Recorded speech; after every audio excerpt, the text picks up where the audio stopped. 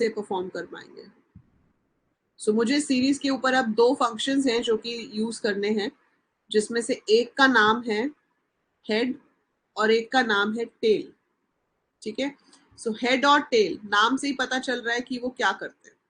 So head का मतलब क्या है कि आपको टॉप से कुछ वैल्यूज लेनी है, तो उसको हम क्या कहेंगे, हेड। और अगर आपको बॉटम से कुछ वैल्यूज लेनी है तो आप उसको क्या कहोगे, टेल। अभी फिलहाल ये जो यहाँ पर आपको सीरीज दिख रही है, अगर मैं इसको रन करती हूँ तो आई will be getting a series जहाँ पे स्टूडेंट के नाम जो है वो मेरा इंडेक्स है और जो उनके मार्क्स हैं उनकी वैल्यूज। तो ये हमारे पास वैल्यूज आ रही थी। ठीक है, सो यहाँ पर आपके पास एक नैन है क्योंकि हमने यहाँ पे नन लिखा है, सो इसलिए उसका जो डेटा टाइप है वो फ्लोट लिया जा रहा है and we are getting the result. So यहाँ पर आप नन की जगह पर कोई भी मार्क्स लिख सकते हो, तो इसमें वो मार्क्स आ जाएंगे। ठीक है, और इसको मैं रन करती हूँ, so I will be getting the proper marks और मेरी जो सीरीज है वो एक इंटीजर सीरीज की फॉर्म में आएगी। ठीक है, सो ये तो बेसिक सीरीज हो गई, but I don't want to see all the elements. मैं इसमें से सिर्फ कुछ एलिमेंट्स देखना चाहती हूँ, जैसे कि मैं सिर्फ पहली 3 रोज देखना चाहती हूँ। तो I can write print s1 dot head 3। ठीक है, सो s1 डॉट हेड 3 लिखने से क्या होगा, it will show only the top 3 rows. So s1 dot head 3, तो अंकित, रोहित और पारुल सिर्फ 3 रिकॉर्ड्स दिखाएगा। सो it is showing only the top 3। ठीक है, सो यहाँ पर वो सिर्फ टॉप के 3 दिखा रहा है। अगर आप ये 3 यहाँ ना लिखो तो by default it shows you top 5। हमारे पास तो खैर है ही 5, तो अगर हमारे पास 5 से ज्यादा भी होते तो भी वो सिर्फ टॉप 5 ही दिखाता। तो हेड का मतलब होता है कि टॉप से 5 एलिमेंट्स शो करो। अगर आपके पास 5 से ज्यादा भी हुए, जैसे यहाँ से मैंने ले लिया कीर्ति and I give 100, I take Charu and I give 75. So now I have 7 elements. तो अब 7 भी हैं तो भी हेड आपको क्या करेगा, टॉप के 5 दिखाएगा। सो टॉप के 5 बाय डिफॉल्ट आते हैं। सो टोटल देखो 7 है, चारू तक आ रहा है पहले, लेकिन जब हमने हेड किया तो हमारे पास सिर्फ पहले 5 दिखा रहा है। सो हेड के साथ अगर ब्रैकेट में कुछ नहीं देते हैं तो 5 आता है। अगर आप कुछ पास कर दोगे, जैसे आपने 2 पास कर दिया, तो वो सिर्फ टॉप के 2 दिखाएगा। सिमिलर वे टेल है। वेट अ मिनट, टेल क्या करेगा आपको, tail will show you the last 2। अगर मैंने हेड की जगह पर टेल कर दिया तो वो मुझे आखिर के 2 दिखाएगा।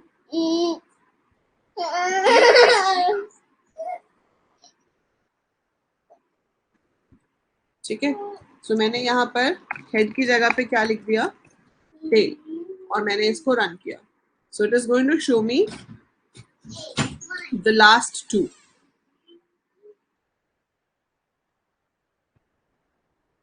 सो आपके पास आ गया 175, जो कि आखिरी थे कीर्ति और चारू वाले, है ना। और अगर आपने ये 2 ना लिखा होता तो आखिरी के 5 आ जाते। बहुत ही इजी कंसेप्ट है। सो हेड मतलब ऊपर से, टेल मतलब नीचे से, है ना। तो हेड का मतलब है ऊपर के एलिमेंट्स और टेल का मतलब है नीचे के एलिमेंट्स। तो जब हम हेड देते हैं तो वो टॉप से एलिमेंट्स दिखाता है और जब हम टेल देते हैं तो वो बॉटम से एलिमेंट्स दिखाता है। हेड में अगर आपने बाय डिफॉल्ट कुछ भी नहीं लिखा है तो 5 एलिमेंट्स आएंगे। टेल में कुछ भी नहीं लिखा है तो भी 5 एलिमेंट्स आएंगे। अगर आपको नंबर ऑफ एलिमेंट्स फिक्स्ड है कि इतने ही देखने हैं तो आप वहां ब्रैकेट में बता सकते हो कि आप कितने एलिमेंट्स देखना चाहते हो। Is that clear? इतनी सी चीज क्लियर है सबको? Is this much clear to everyone? Yes बोलो।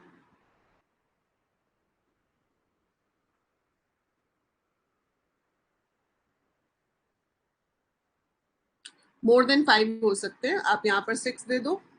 ठीक है, तो वो 6 दिखा देगा।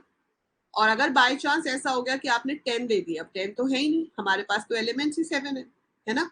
तो 6 आपने दिखाए तो अब 6 दिखा रहा है, नीचे से 6 दिखा रहा है, पहला वाला स्टूडेंट नहीं आ रहा, अंकित नहीं आ रहा, है ना। सो रोहित से लेकर चारू तक 6 आ गए।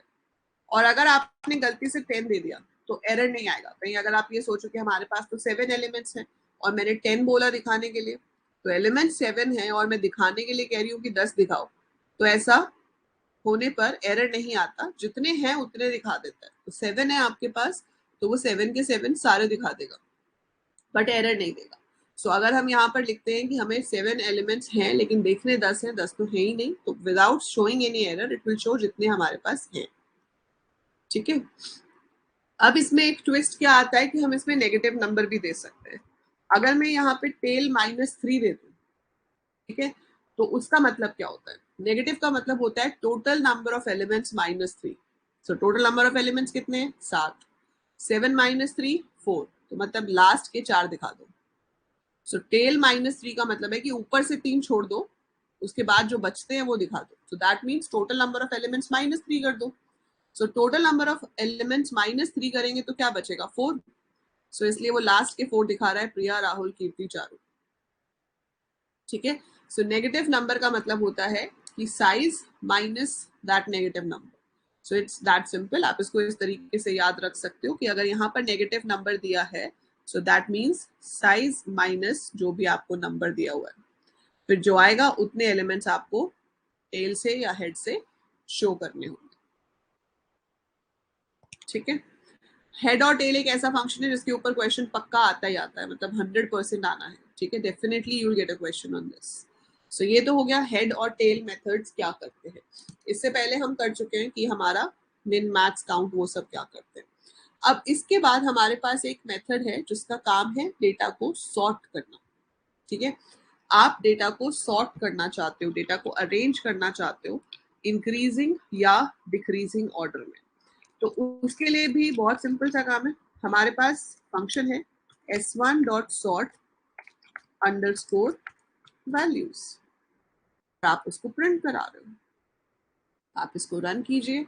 अब आप देखेंगे, अच्छा इसमें मुझे क्या करना था, पहले सॉर्ट वैल्यूज लिखना था, चलो कोई नहीं, ऐसे भी सॉर्ट हो गया। सो आप देख रहे हो यहाँ पर सॉर्ट होके आ रहा है। पहले चारू 75, रोहित 78, प्रिया 78, ये हमारे पास ओरिजिनल डेटा था ऊपर नीचे, है ना, किसी कम के ज्यादा पहले किसी भी ऑर्डर में थे। लेकिन जब आपने s1.sort वैल्यूज लिखा तो क्या हुआ? कम से ज्यादा मार्क्स में अरेंज हो गया। चारू के 75 है, रोहित के 78 है, प्रिया के 78 है, पारुल 89, अंकित 90, राहुल 99, कीर्ति 100। समझ आया? बहुत इजी है। तो मैंने आपको बताया था कि आईटी में ना बहुत ज्यादा मुश्किल कुछ नहीं है, बस ये याद रखना है कि किस काम के लिए कौन सी कमांड यूज होती है। तो बहुत सारी कमांड्स हैं, थोड़ी कमांड्स नहीं है, बहुत सारी कमांड्स हैं। यू हैव टू रिमेंबर कि उसको एग्जैक्टली लिखते कैसे हैं और किस काम के लिए कौन सी कमांड यूज होती है। ठीक है, सो यहाँ पर आ गया सॉर्ट अंडरस्कोर वैल्यूज, और यहाँ पर आप लिख सकते हो ascending is equal to false. Ascending is equal to false लिखने से क्या होगा, आपका जो डेटा है वो डिक्रीजिंग ऑर्डर में सॉर्ट होके आ जाएगा। तो सबसे पहले कीर्ति के मार्क्स आ गए 100, फिर उसके बाद 99, 90, 89, 78, 78, 75। सो this is how it is sorted. तो आपकी मर्जी है कि आप इंक्रीजिंग ऑर्डर में सॉर्ट करना चाहते हो या डिक्रीजिंग ऑर्डर में सॉर्ट करना चाहते हो। आप इसको किसी भी तरीके से सॉर्ट कर सकते हो। मोर ओवर आप इसको इंडेक्स के बेसिस पे भी सॉर्ट कर सकते हो। जैसे इंडेक्स में क्या है, नाम है, तो मैं नहीं चाहती कि मेरे को मार्क्स के अकॉर्डिंगली रिजल्ट दिखाए, मैं चाहती हूँ नेम्स के अकॉर्डिंगली दिखाए। जिसका ए से शुरू होता है उसका पहले आ जाए, फिर बी, फिर सी, मतलब अल्फाबेटिकल ऑर्डर में आ जाए। तो मैंने यहाँ पर s1.sort index लिख दिया। तो s1.sort index से मेरे पास जो आंसर आ रहा है वो देखो कैसे आ रहा है। अंकित, ए से शुरू होता है उसका नाम, तो इसलिए सबसे पहले अंकित आया, फिर सी से चारू है, के से कीर्ति है, फिर पी वाले आ गए। अब पारुल और प्रिया में दोनों पी से हैं, तो ए और आर में से छोटा ए है, इसलिए पारुल पहले आया, प्रिया बाद में आया। सिमिलर वे राहुल और रोहित दोनों आर से शुरू होते हैं, लेकिन राहुल ए पहले आता है, ओ बाद में आता है, तो राहुल और रोहित आ गया। ठीक है, सो this is how you can sort the data. तो अगर आपको वैल्यूज के अकॉर्डिंगली सॉर्ट करना हो तो आप वैल्यूज के अकॉर्डिंगली भी कर सकते हो। आपको इंडेक्स के अकॉर्डिंगली सॉर्ट करना हो तो आप इंडेक्स के अकॉर्डिंगली भी कर सकते हो। सिर्फ आपको याद रखना है कि वैल्यू पे सॉर्ट करने के लिए सॉर्ट वैल्यूज फंक्शन होता है, इंडेक्स पे सॉर्ट करने के लिए सॉर्ट अंडरस्कोर इंडेक्स होता है। बाय डिफॉल्ट हमेशा इंक्रीजिंग ऑर्डर में करेगा, डिक्रीजिंग ऑर्डर में चाहिए तो आप ascending is equal to false लिखोगे। Is it clear? Is this clear to you?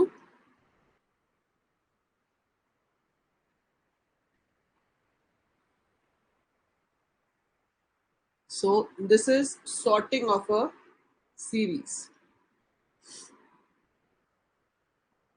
ठीक है, अब इसके बाद दो और ऑपरेशंस रह गए सीरीज के ऊपर। एक है अरिथमेटिक ऑपरेशन और दूसरा है स्लाइसिंग। स्लाइसिंग तो बहुत ही अच्छी और बेहतरीन, बहुत ही इंटरेस्टिंग चीज है, तो वो हम करेंगे सबसे लास्ट में। और उससे पहले हम एक बार देख लेते हैं कि सीरीज पे अरिथमेटिक ऑपरेशंस कैसे परफॉर्म हो सकते हैं। अब मान लो कि ये जो मार्क्स है ये ना थ्योरी के मार्क्स हैं।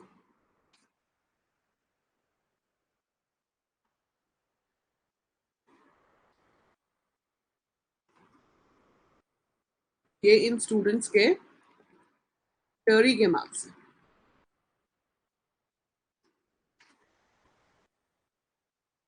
और ऐसे ही हमारे पास इनके प्रैक्टिकल के मार्क्स भी हैं। इसका नाम मैं थ्योरी कर देती हूँ। फिर मैंने इसकी एक सीरीज बना ली S1।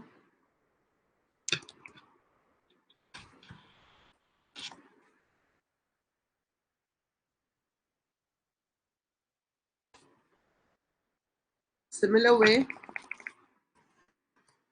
मैंने प्रैक्टिकल के मार्क्स ले लिए। आपका प्रैक्टिकल होगा 30 नंबर का।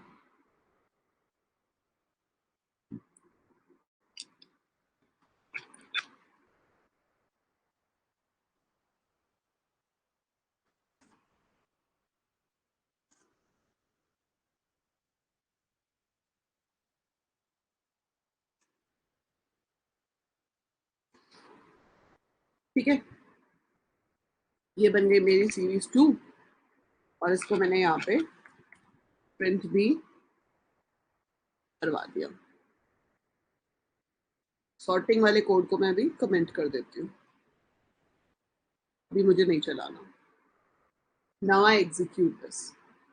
सो जब मैंने इसको एग्जीक्यूट किया तो मैंने क्या देखा कि मेरे पास ये आंसर आ रहा है। सो ये मेरे थ्योरी के मार्क्स आ रहे हैं, ये मेरे प्रैक्टिकल के मार्क्स आ रहे हैं। मैं इसको ऐड करके दिखाना चाहती हूँ। बहुत ही ईजी है, यहाँ पे बहुत ही ईजी है। अरिथमेटिक ऑपरेशन सीरीज के ऊपर डायरेक्टली परफॉर्म हो सकते हैं।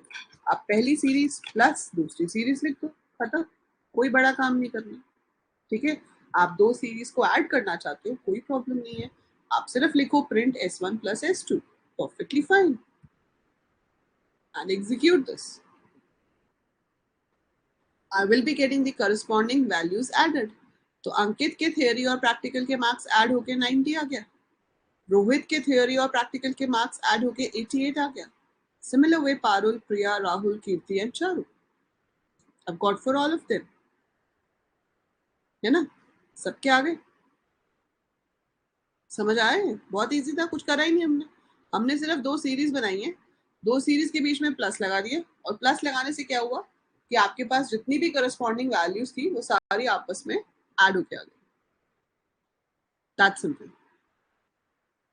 ठीक, अब ऐड तो होके आ गई, चलो ठीक है। ऐसे ही आप, वैसे तो यहाँ पर माइनस मल्टीप्लाई का कोई सेंस बनता नहीं है, पर अगर मैं करना चाहूँ तो मैं कोई भी ऑपरेशन परफॉर्म कर सकती हूँ। मैं यहाँ पे माइनस भी कर सकती हूँ, मल्टीप्लाई भी कर सकती हूँ, डिवाइड भी कर सकती हूँ, उसमें कोई प्रॉब्लम नहीं है। वो सेंसिबल नहीं है इसके साथ, लेकिन ऑपरेशन तो कोई भी अलाउड है, आप कुछ भी करके देखिए।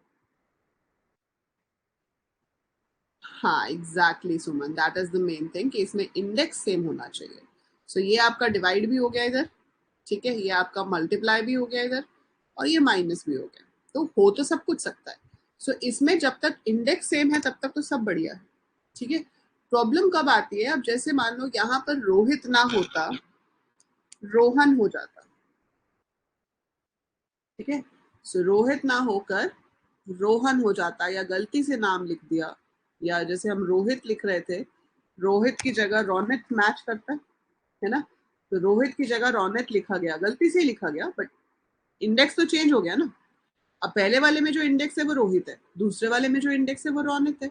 अब वो करस्पॉन्डिंग वैल्यूज को ऐड तो इंडेक्स के हिसाब से ही करता है, लेकिन अब तो हमारा इंडेक्स मैच ही नहीं करता। अब जब हमारा इंडेक्स ही मैच नहीं करता तो क्या होगा? हमारे पास क्या आ रहा है दोनों के लिए? नैन। तो जहां पर इंडेक्स मैच करता था उनके मार्क्स तो ऐड हो गए, है ना।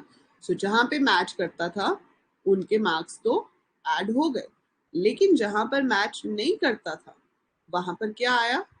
Not a number.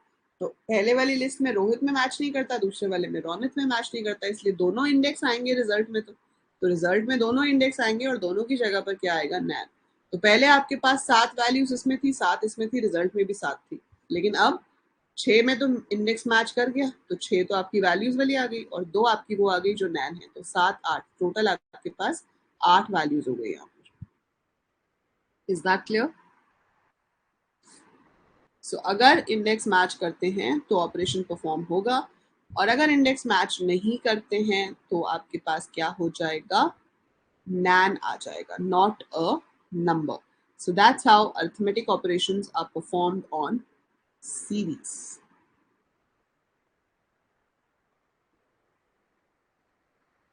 Is this clear to every one of you?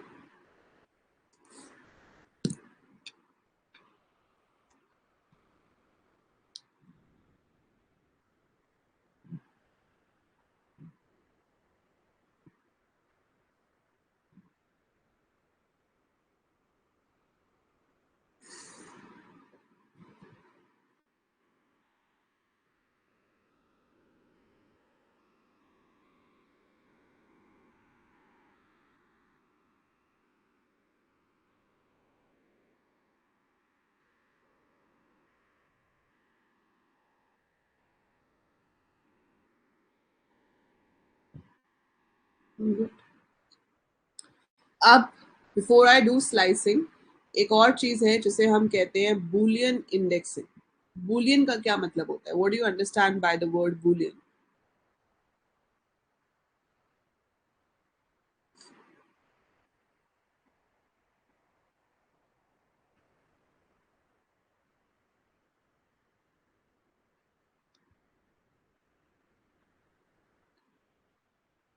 Boolean का क्या मतलब होता है?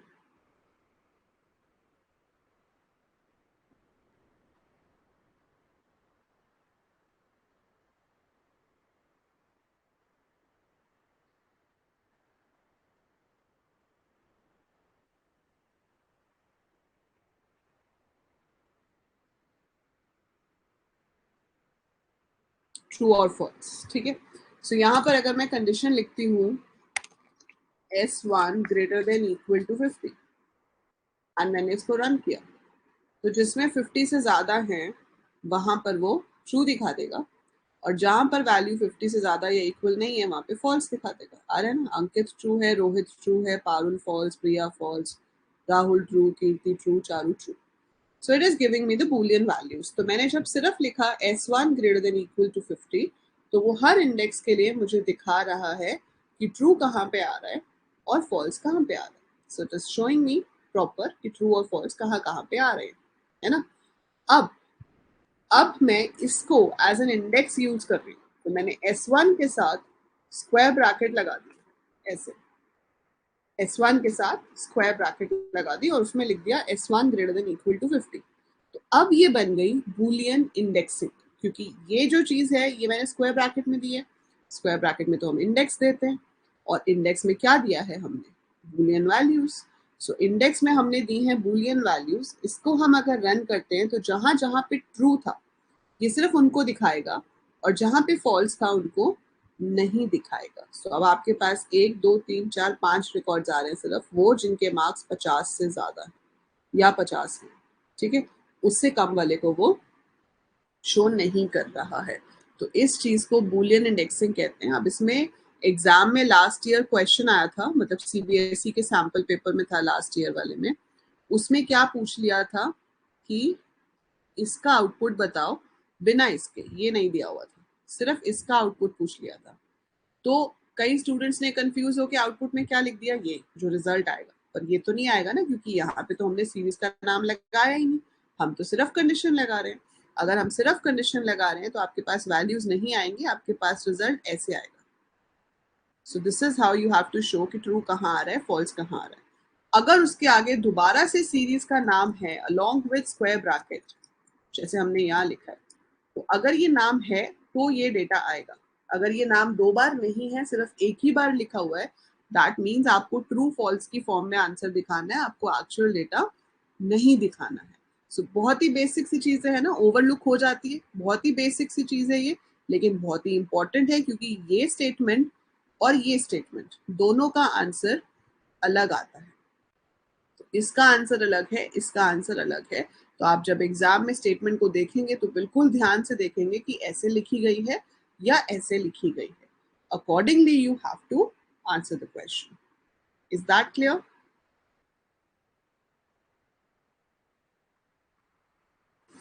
क्लियर है ये?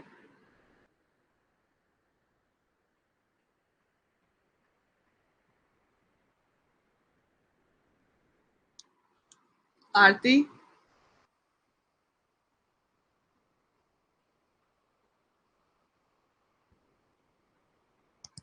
अच्छा आप मुझे बताओ, आपने 11th क्लास में लिस्ट में स्लाइसिंग करी थी? Have you done slicing?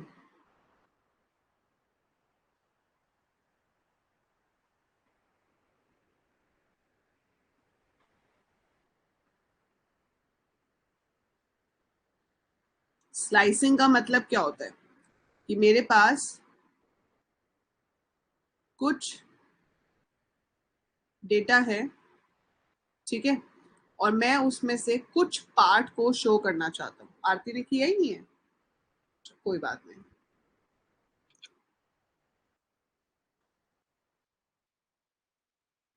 तो ये मैंने सीरीज है अपनी यहाँ पे ले ली, ठीक है, वही सेम सीरीज है जो अभी हम पीछे रन कर रहे थे। अब देखो स्लाइसिंग क्या होता है आरती, स्लाइसिंग का मतलब होता है किसी भी चीज के टुकड़े करना। जैसे आजकल मैंगो सीजन है ना, किस किस का फेवरेट फ्रूट है मैंगो? सबका ही होता है। तो मैंगो के क्या किए जाते हैं? स्लाइसेस। स्लाइसेस फिर हम बांट लेते हैं और फिर गुठली के लिए लड़ाई होती है। किसी घर में गुठली के लिए ये लड़ाई होती है कि मैं खाऊंगा, किसी में होती है कि भाई कौन खाएगा, है ना, किसी को भी नहीं खानी है। सो डिपेंड्स, बट या तो स्लाइस का मतलब आपको समझ में आ गया, ठीक है। तो स्लाइस यहाँ पे कैसे होगा? यहाँ पे स्लाइस का क्या मतलब है? यहाँ पर स्लाइस का मतलब है कि सीरीज के टुकड़े करना, ठीक है। अब लिस्ट हो, स्ट्रिंग हो, टपल हो, सीरीज हो, स्लाइसिंग सेम तरीके से होती है।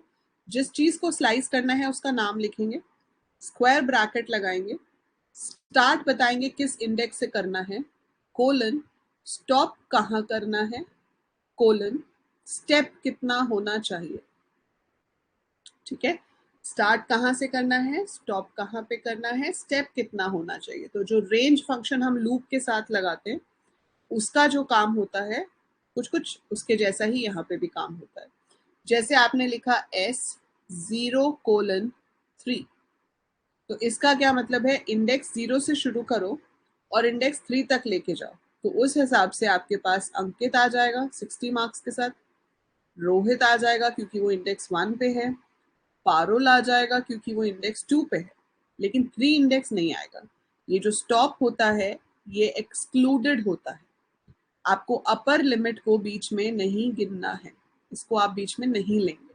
और स्टेप मैंने यहाँ दिया ही नहीं है, तो जब हम स्टेप नहीं देते हैं बाय डिफॉल्ट इट इज 1, तो step is always taken as 1।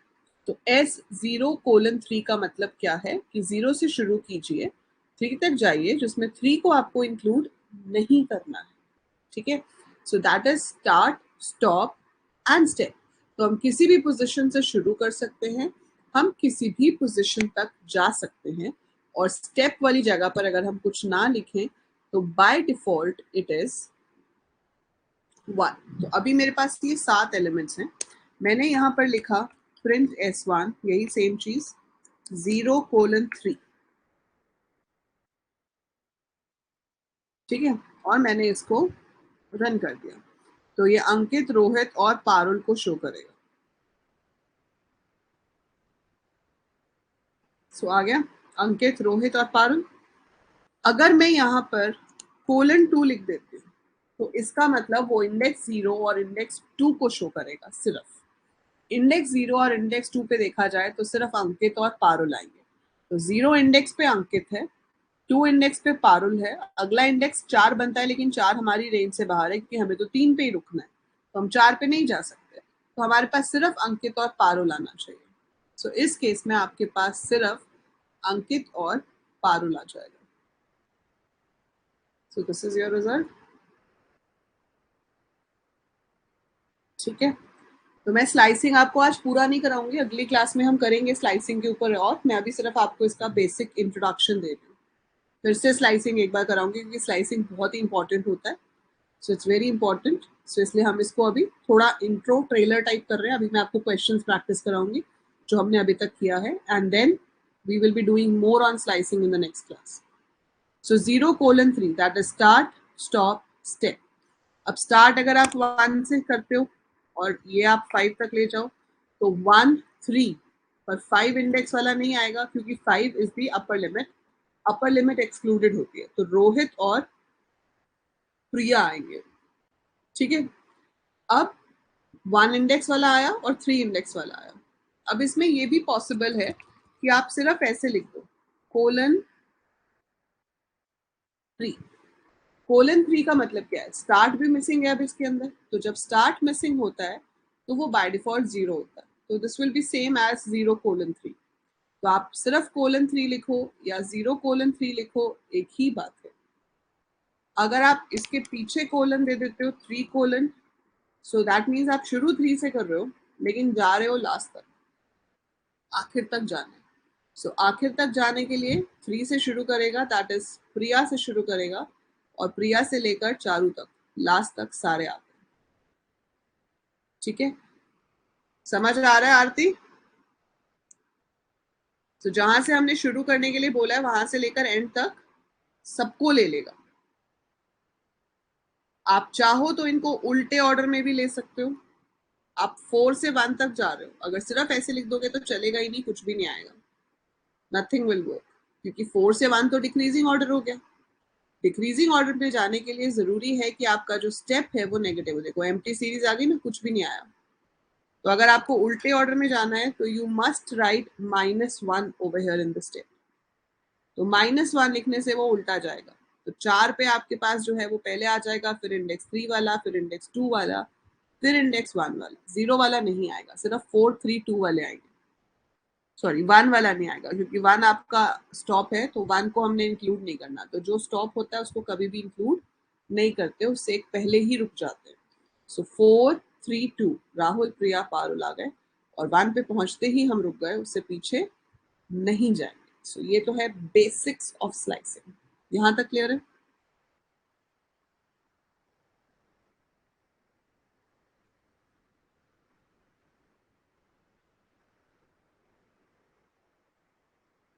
Let me open the set of questions for you, फिर मैं आपसे वो क्वेश्चंस पूछती हूँ,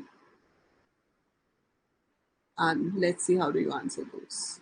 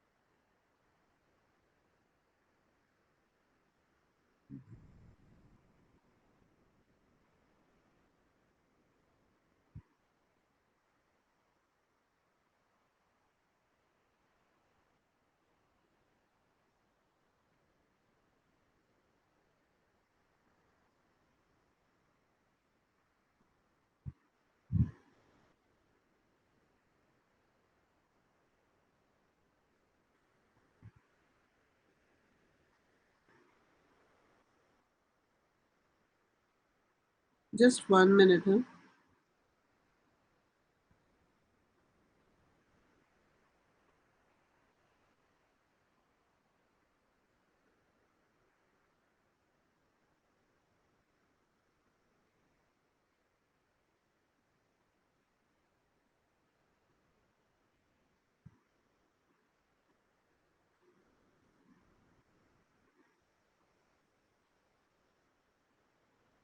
फाइल डाउनलोड हो रही है, पता नहीं नेट इज बिट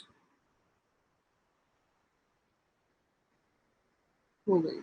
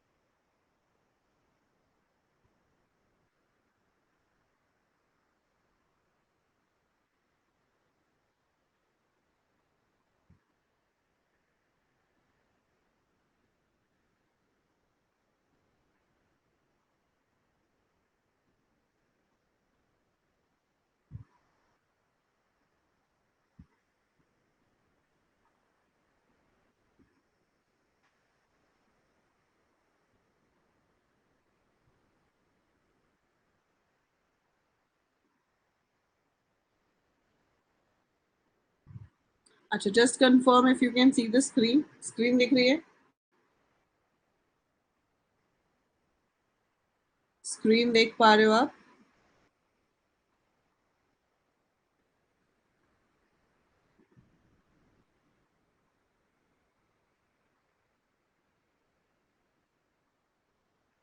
ग्रेट। सो ये तो एक वर्कशीट है, अभी ओपन हो रही है। तो ये वर्कशीट मैं आपको कोर्स में ही ऐड कर दूंगी। So you will be solving this worksheet. ठीक है, इसको आप ट्राई करोगे सॉल्व करने का। इसमें सीरीज के क्वेश्चंस हैं जो प्रीवियस ईयर में आए हुए हैं। ठीक है, जैसे यहाँ पर है, consider a given series, write a program to create it. ठीक है, या जो जो आपके पास इसमें क्वेश्चंस हैं। So this I will give you and you have to solve this worksheet. ठीक है, तो आप ये वर्कशीट करके मुझे पीडीएफ फॉर्म में भी दे सकते हो। इसको मैं सब्जेक्टिव टेस्ट में ऐड कर दूंगी। So I add this file in the subjective test वाला कंटेंट। तो वहां से आप इसको देख सकते हैं। ठीक है, अभी हम करते हैं कुछ क्वेश्चंस।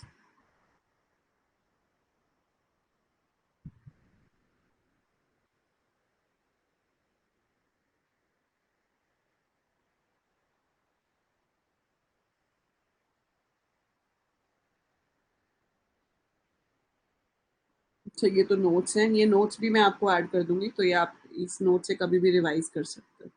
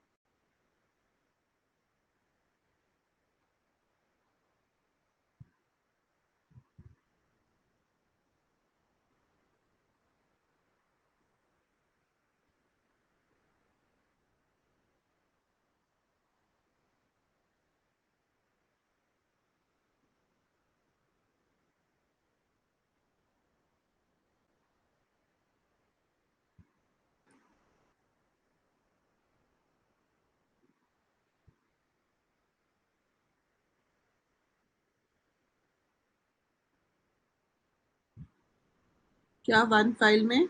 हाँ, वन फाइल में वो वर्कशीट है। तो आप, हाँ, एक ही फाइल में सेव करके उसको आप पीडीएफ की फॉर्म में वापस सबमिट कर सकते हो।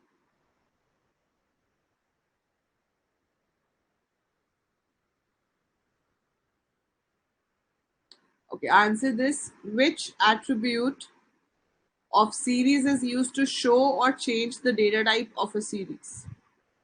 अगर आपको सीरीज का डेटा टाइप देखना है या चेंज करना है, तो कौन सा एट्रीब्यूट यूज होता है out of the given options?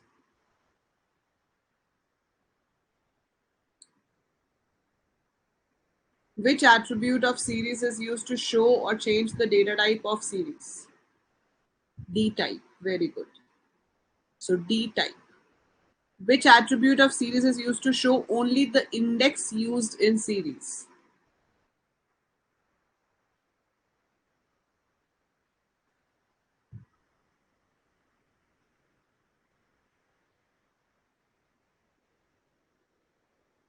C. Index attribute.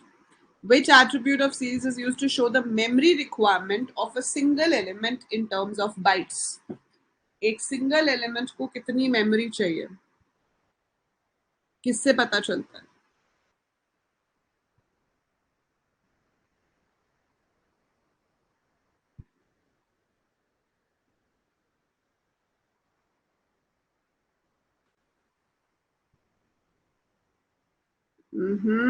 Single element को मेमोरी में कितनी बाइट्स चाहिए, ये किससे पता चलता है?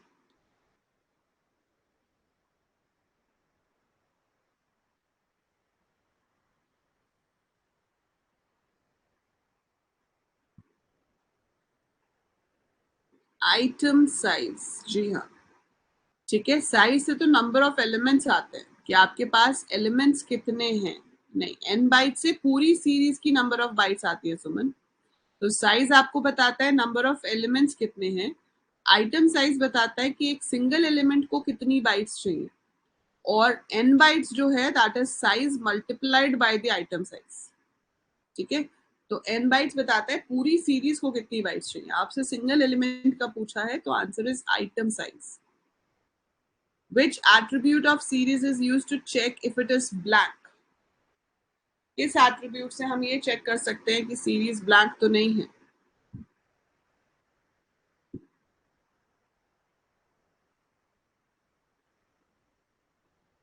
सी, एम्प्टी। तो सीरीज का नाम डॉट एम्प्टी जब हम लिखेंगे तो वो हमें ट्रू या फॉल्स देगा। अगर सीरीज एम्प्टी है तो इट गिव्स यू ट्रू, और अगर नहीं है तो it gives you false. Which attribute of series is used to check the dimension of series? Series में कितनी डायमेंशंस हैं वो चेक करने के लिए कौन सा एट्रीब्यूट यूज कर सकते हैं हम?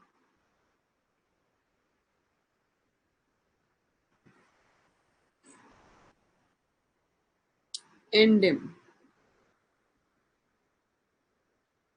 गुड, ये तो सही है।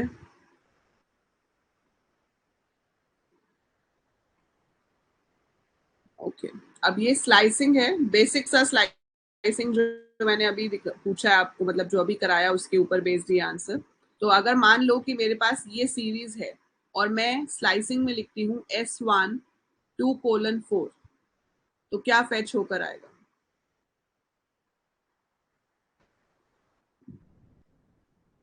ये या ये, इसको ए मान लो, इसको बी मान लो। So if this is A, this is B, which one will I get, A या बी?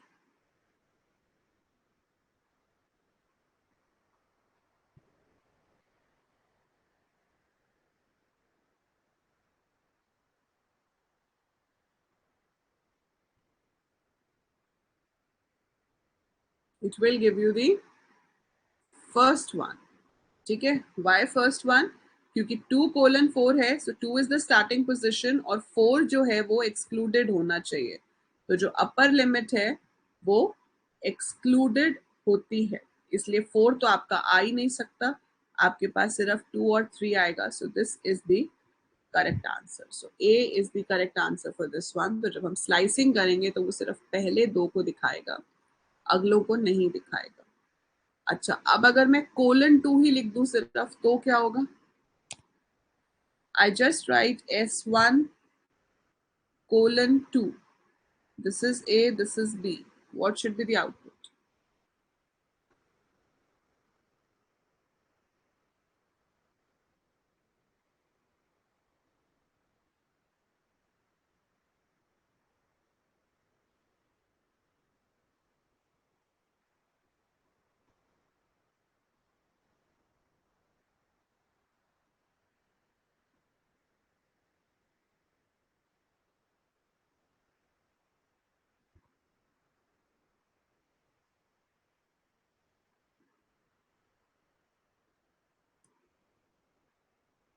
It's option A। ठीक है, तो यहाँ पर 0 से शुरू करेगा, 2 आपका एक्सक्लूडेड रहेगा, इसलिए आपके पास 0 1 वाला आंसर आ जाएगा। अब इसका आंसर बताओ, 1:6:3, ए या बी?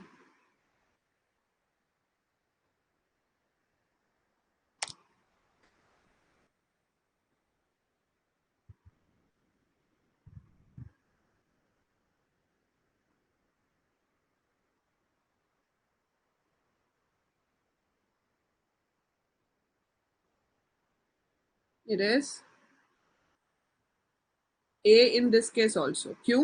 क्योंकि 1 से शुरू करेंगे, स्टेप कितना है 3, सो 1 + 3 4, और दूसरी चीज यहाँ पे 4 नहीं है, और 6 हमारा स्टॉप है, तो 6 तो कभी भी आ ही नहीं सकता ना, स्टॉप इज ऑलवेज एक्सक्लूडेड, तो 6 तो आंसर में हो ही नहीं सकता था, इसलिए ये आंसर है ही नहीं। आपके पास 1 के बाद सीधा 4 आएगा, 4 के बाद 7 बनता है, लेकिन 7 रेंज से बाहर है, so this should be the correct answer for this one. Is it clear आरती?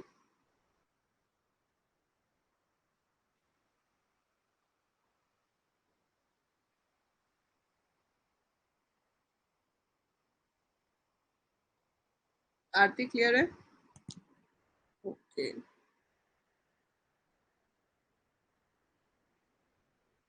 अब देखो, कोलन कोलन 2 वैसे मैंने बताया नहीं है, बट कोलन कोलन का मतलब है we have to take the complete series, और स्टेप में 2 है, दैट मीन्स हम 0 से शुरू करेंगे और 2 2 के गैप पे चलेंगे, तो इसका आंसर भी ए होगा। पहले वो अपने आप 0 ले लेगा, फिर 2 स्टेप से वो 2 हो जाएगा, फिर 4, फिर 6, so this will be your output. तो जब स्टार्ट और स्टॉप मेंशन ना हो, तो वो पूरी की पूरी सीरीज को ऑक्यूपाई कर लेता है, ठीक है, so it occupies the complete series. So this was a few set of question about series. अब आप लोग को मैं वर्कशीट शेयर कर देती हूँ, तो आपको वर्कशीट करनी है, ठीक है, और थर्सडे को हम स्लाइसिंग और करेंगे, एज वेल एज हम ये वर्कशीट डिस्कस भी करेंगे, ठीक है। और आपको जैसे पिछली बार टेस्ट दिया था, वैसे एक टेस्ट और अपलोड हो जाएगा कल तक, उसमें भी 10 क्वेश्चंस होंगे सीरीज के on whatever we have done till now, तो उसको आप सॉल्व करोगे, ठीक है। अभी कोई डाउट्स हैं आज जो किया उसमें? You have any doubts in whatever we have done today?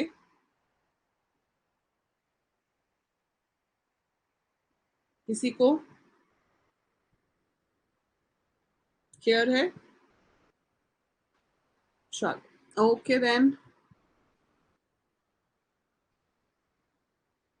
Bye for now, see you on Thursday.